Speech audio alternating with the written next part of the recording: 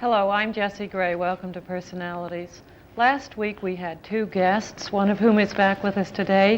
She is Ruth Sackman, Director of the Foundation for Alternative Cancer Therapies here in New York. Welcome and thank you for coming. Last week we included Dr. Donald Cole, who is Director of Surgery and Oncology at Whitestone General Hospital.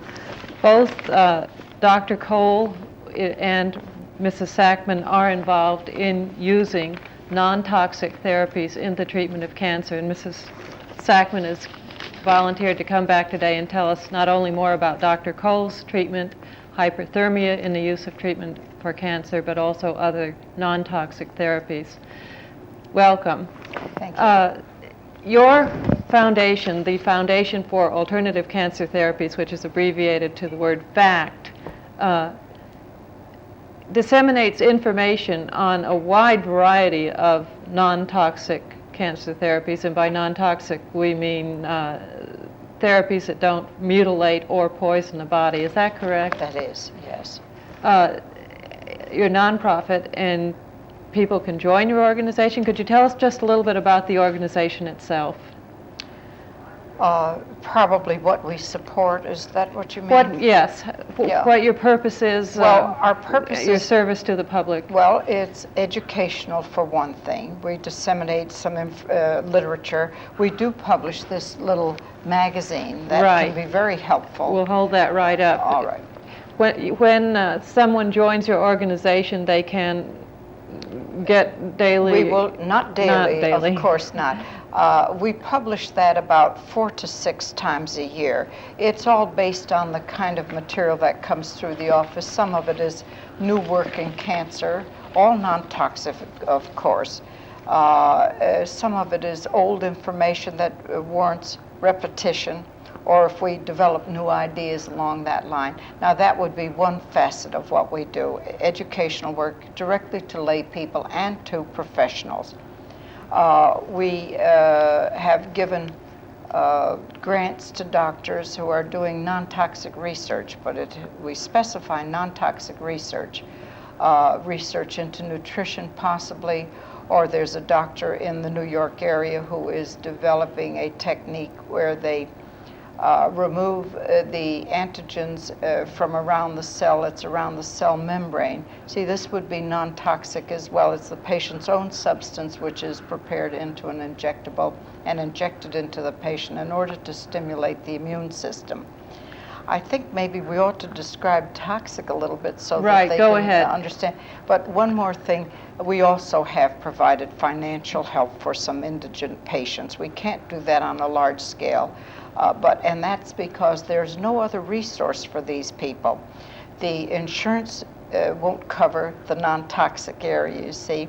If they're on welfare, welfare won't take care of their choice using a non-toxic treatment they expect, and will participate if they'll take conventional treatment. Now, we feel everyone has the right to choose what they want to do. Now, we're supporting non-toxic treatments because after good serious investigation, evaluation, and personal experiences, nearly every member of the Board of Trustees had a personal experience.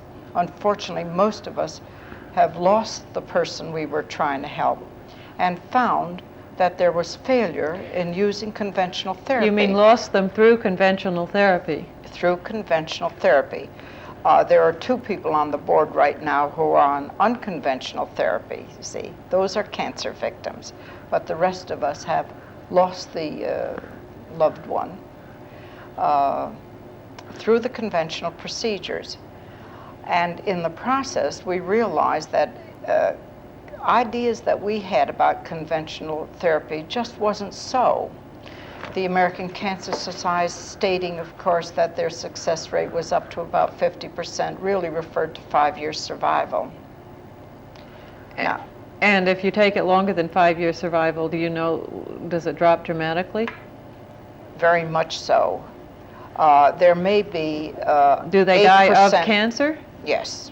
They do? Yeah, there may be about 8% recovery. We might even debate that, but I don't want to at this point. The 5-year survival is achieved in limited types of cancer too, so that for the others who have the other type of cancer, it may not even be a 5-year survival situation. So we began to investigate work done by many men over about 50 or 70 years and found a great deal of work had been done treating cancer as a systemic problem and everything done to get that body chemistry back in shape. By systemic, you mean cancer isn't localized. You do not have a tumor, say, in the breast, and that is isolated from the rest of your body? Not necessarily, you see. That's right. What I'm saying is you're right. It is not necessarily localized in the breast. But sometimes it may also be in, oh yes, of course can be, but it may be also in clinically undetectable areas. So that you are investigating non-toxic therapies, which information... We've done our investigation. At this point, we're supporting non-toxic therapies. And giving the information to whoever would be interested in contacting you. Certainly, we don't solicit for the patient's interest especially, but if they have exhausted all of the conventional treatment, which puts them in a difficult position after having had extensive radiation, or a great deal of the chemotherapy, which is a poison entering the system, then you sort of have your fingers crossed, will this body recover from that kind of abuse? But some patients do recover in spite of that. What we would hope for in time is not to negate conventional work. We're not in a conflict with the doctors, but that possibly there would be an open mind to examine both points of view, because you may have a patient who needs very quick results. They can't wait for that rebuilding of the body if a tumor is cutting off their ability to swallow. So something needs to be done, which would be conventional work. You see? Right. Radiation can bring the tumor down quickly. Doesn't necessarily cure the patient of cancer, but can reduce the tumor size quickly, where it might be slower using an unconventional technique. So I say we have to try to accept both points of view. We accept whatever's been done conventionally and to utilize it where it is practical, and the conventional workers or doctors or institutions. And you hope to broaden the conventional therapy to include non-toxic therapies. Broaden it to the point, hopefully, where the doctor will provide the patient with information about both concepts and allow them to some degree to help make the choice. I don't say make the choice alone, but possibly to participate in making the choice. So you've got a double-barreled function. First, tell the doctors who may not know the research of other doctors who are using non-toxic therapies and those results, and two, giving that information to the public, giving the non-toxic therapy information to the public, to whoever would call you up. Absolutely. If someone were to call you up and say, I've got cancer, what do I do? Or where do I go? What would you tell them? And where would you begin? Where do you begin? Where do we begin? Well, of course, it would depend to a great extent whether they had exhausted conventional therapy or they were starting out to use a non-conventional approach. I hope it's understood what I mean by non-conventional. It's just simply the opposite of using radiation, chemotherapy, and sometimes surgery. We'd see what their thinking is, give them the resources that we're familiar with that would apply to their particular problem, and spell out some of the information in depth for them. We can't treat these things casually or lightly or spend limited time with a cancer victim, because this is a life and death situation. So we spend as much time with the individual that needs to be spent there until they finally feel prepared to make their own choice. We cannot choose for them. You simply give them the information. Can they then take that to their own doctor? By all means. Or, when you evaluate information, and of course there are a lot of, I want to say, quack cures around as well as legitimate cures, how do you eliminate the quack cures? It's a very difficult position. Do you have doctors advising you? Yes, we do. I think by this time the members of the Board of Trustees have the capability of making some of these judgments themselves, and we're very careful and very patient. If we get some feedback from a patient who suddenly announces that they've done something that has given them a miracle cure, we're not ready at that point to disseminate that information, but would wait until the feedback actually verifies that it is quite consistent.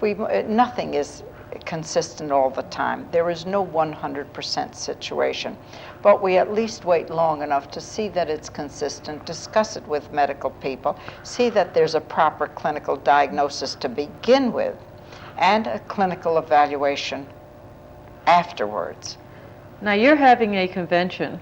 We're flashing not only your name and address and telephone number on the screen, but also the information about your convention, and it's going to be held April 29th and 30th at the Statler Hilton Hotel. If people would like to perhaps not join your organization yet, but just come to the convention, is that possible? Absolutely. All are welcome. What do they do? Just show up at the Statler? They show up. There's a charge. Of course, the charge actually goes to a nonprofit organization, and it's used primarily to cover expenses because we bring doctors in from all over the world to speak at the convention. That's right, and that's quite costly.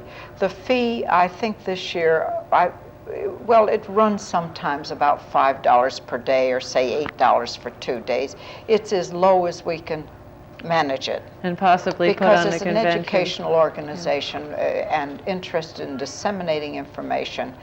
And there will be lots of guest speakers who are doctors, yes, and using these alternate therapies, continuing lectures. That's right, here and in Europe. And adjunct therapy. We feel cellular therapy has value for the cancer patient. We feel there's a breakdown in body chemistry. Body isn't functioning normally. It's producing abnormal cells. And anything that can be employed to help achieve that restoration, whether it's through nutrition or nutrition combined with other techniques, that it ought to be used.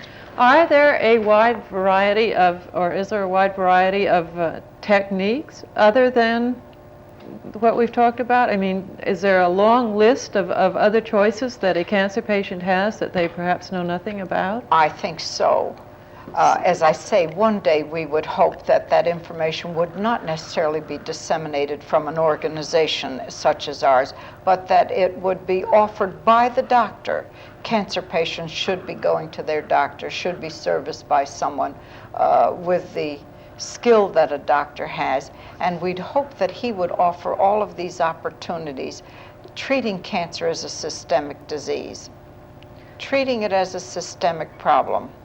You mean a total body breakdown? We think that's terribly important, and from our investigation and the work done during a long period of time by doctors, following that concept actually produced good long-term results. And by long-term you mean? Well, we would consider that these patients have fulfilled their lifespan. Dr. Gerson, who worked in this area in the 40s, you see, which was earlier than the start of our organization, the patients that we talk to now who were his patients fulfill the role they're supposed to fulfill. I met a woman who was 88 years old, 88 years old. In other words, here was a kind of healthy lifespan she was achieving. She had cancer when she was 66 and treated by Dr. Gerson. I met her 22 years later, and she was an energetic woman that I met at a convention who was interested in all of these things. Now, Dr. Gerson's treatment, Dr. Gerson himself has died. His treatment is no longer available, still available? No longer, not really available, no. But it basically consisted of nutrition and certain balancing of the body chemistries? Yes. It was basically nutrition, and one thing that he employed was to balance sodium and potassium. He found the cancer patient had too much sodium, and therefore he used potassium to force the sodium back out of the cells and ready for elimination. It's interesting that a doctor very recently has done a great deal of scientific investigation of that process of his work, do you see, and which he found that cancer cells proliferate in a sodium solution or in the body. But this doesn't necessarily mean that people should, well, of course, they should eliminate table salt, but go out and buy potassium tablets. I'm not suddenly offering the cure for cancer by suggesting to them that they start taking potassium to cure cancer, do you see? It was a total program of rebuilding a broken down body. There were many parts to it, heavy ideas in using, not an idea, but he used huge amounts of vegetable juices, properly balanced dietary program, plus something like Lugol's solution, injectables, liver injections, many things. It wasn't just the potassium, but one of the facets of it was to see that he gave no sodium in the diet, even to the point of removing sodium-rich natural food. Really? Such as celery or something? Celery and cucumber were taken out of the diet. And he stressed, he did, of course, supply, as a doctor can and should not be done by lay people, was a potassium supplement. Are there doctors today who are curing people through non-toxic therapies, independently of using them in combination with chemotherapy and radiation? It's so difficult to answer that question. There are doctors who are treating patients nutritionally. It is difficult for us to say they're curing cancer with what they're doing. The patient is getting tremendous benefit from the work the doctor is doing. Is it prolonging life, would you Yes, say? it is. We would very definitely say it is prolonging life. Are there... Even the National Cancer Institute has instituted a Department of Diet and Nutrition. I think you're aware of that. And Dr. Gorey, who heads that department, has said that even in cases of severe debilitation or cachexia, that they have been able to improve the situation for patients and probably achieve a great deal more time. I think he specified possibly a year to 5 years longer, just with nutritional support. And that's not even the kind of nutritional support that some of these doctors skilled in nutrition have employed. Can people find these doctors in this country, or are many of them out of the country? Most of the places are outside of the United States. There are some situations in the United States that can be useful. Now, I understand in Germany, and I believe we mentioned this last time. There are no institutions here in the United States, though, for that kind of nutritional work. In Europe, there are. There are? Yes. And in Germany, a treatment that isn't even allowed here, which is enzyme therapy, and I believe a form of vitamin A. We're not supportive of that vitamin A therapy. You aren't? No, that is not real. That cannot actually be classified as a nutritional supplement. It's a totally synthetic vitamin A. Does it have side effects? From our evaluation, it does have side effects. It affects the liver. And we've seen patients where it has fibrosed the liver. So although that sounds innocent because it's labeled vitamin A, it is not a vitamin A that is similar to what you buy in a health food store here in the United States. Well, that was used by a Dr. Ransberger in West Germany? No, it's not Dr. Ransberger. Oh, well, it's I'm all Mr. confused. Ransberger. No, Oh. He owns the company that has developed it. Oh. I don't think it's actually very important for what we're discussing. I wonder if you would mind if we go back a little bit to the previous program, which many people have seen, and realize we're supporting the hyperthermia, because it is in reality a technique for inducing fever artificially. Right. Which is different from that microwave hyperthermia, which doesn't do that. We're talking about the treatment of Dr. Donald Cole at the Whitestone Cole's, which General of course, Hospital? At Whitestone General Hospital. Now, that work is slightly different, but similar to work done by a Dr. Pettigrew in Scotland, Dr. Sterling Edwards and Dr. Larkin, a team of doctors actually at a veterans hospital in Albuquerque. And that's not all. There are many centers now getting involved in this kind of hyperthermia. Now, it's interesting to note that the National Institute of Allergy and Infectious Diseases did some extensive work, scientific work we're talking about, into the nature of fever, and explains in very scientific terms exactly what is happening to the body chemistry when a fever exists. There was another doctor called Coley who artificially induced fever with Coley's toxins. So this is not a new concept or idea. Do you see? But the application itself is new in the New York area, which we're delighted about.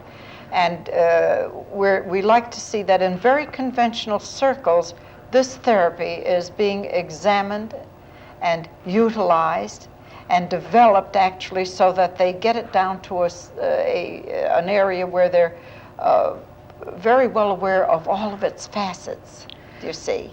And this will happen in time. But I started to talk about the National Institute of Allergy and Infectious Diseases, and the final conclusion which they came to, that was fever, instead of being a sign of illness, was a sign of recovery. Really? It's a recovery process. It's the body's process to recover from some problem. And it generates a fever to do it. It can burn up the waste products in the system, or in utilizing hyperthermia, which are exaggerately high temperatures. Does that mean they go up above 105, they go into 107 and 110 degrees. This isn't for lay people, you see. No, but on the other, fever being a sign of healing, you can have too high a fever, though, where a child goes into a convulsions or Absolutely. Certainly fever must be monitored carefully. But we think those low temperatures may be the whole medical profession ought to re-examine its attitude about the low temperatures and see if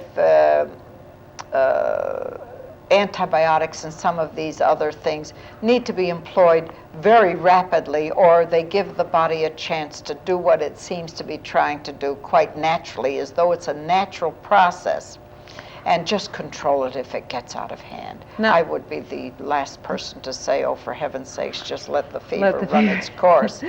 Now, hyperthermia, we only have a few minutes left, is based on the premise that cancer cells are destroyed at a lower temperature than normal body cells. Therefore, if you can heat the body to a sufficient temperature, the normal cells will survive, the cancer cells will die. Yes. And you say Dr. Cole has had excellent results using this technique to treat cancer patients. Doctors are very reticent to use the term excellent or dramatic. They're moderate in their terms until they feel they've covered every aspect of it in the most scientific fashion. But up to date, let me use the term that the results have been very encouraging. On desperately ill patients, terminally ill patients? Has been very encouraging to each single treatment. I think an impression was left that there's hardly any sign of improvement from the single treatment. There may be a need for more than one treatment, you see, but the single treatment does show dramatic results. You can use the term dramatic, but let's say I use the term encouraging results, enough for it to generate a great deal of interest. We've been aware of hyperthermia now for a long time. Possibly from our early existence, aware of a Dr. Robert Berman, who deserves credit in this area, who has been working with it for 10 years. Would you suggest that this hyperthermia might be a good follow-up or adjunct to either way any cancer? Either way. Because it does destroy non-visible cancer that might be anywhere in the body that might Either be way, through conventional or at least radiation or surgery? Either way, it could be employed for any patient who, of course, is determined able to have the treatment. You know, we were going to get into Laetrile today, and it's being legalized in New Jersey. You have reservations about Laetrile, I know. Limited reservations. I don't want to leave that impression. I think some of the publicity has been somewhat excessive, and that might encourage people to use it when it is not for their kind of cancer. I think we must spell out where it is of value. But it is encouraging that it is at least being legalized to be used in conjunction with other treatments? Would you mean conventional treatments? Well, whatever. We can't in good conscience give a blanket endorsement to conventional treatment. It's a destructive treatment. But I mean, it is a good sign that Laetrile is being legalized, in your opinion? I think so. You know, in winding up, the AMA, we don't really have time to go into it as well as we'd like. They called for the repeal of the Delaney Amendment, which prohibits cancer-causing agents in food ingested by humans, and the legalization of marijuana, and at the same time they called which may indeed be true, the pornography on television contributing to deteriorating moral standards. Now, isn't it slightly immoral, in my opinion, for the AMA, who's supposed to protect our health, to want to repeal the Delaney Amendment, and marijuana I don't know about, but to repeal... But just to touch on the one thing, I think it's appalling that an organization responsible for the health of the community would want these cancer-causing substances or encourage it in any way to be added to the food supply. I think they ought to be on our side here. I agree. I wish we had more time. Thank you for coming. Thank you for inviting us. We've been talking to Ruth Sackman. She's the Executive Director of the Foundation for Alternative Cancer Therapies here in New York. If you want more information, call them at the number we flashed on the screen, and you can attend their convention at the Statler Hilton, April 29th and 30th. I'm Jessie Gray. Have a good week.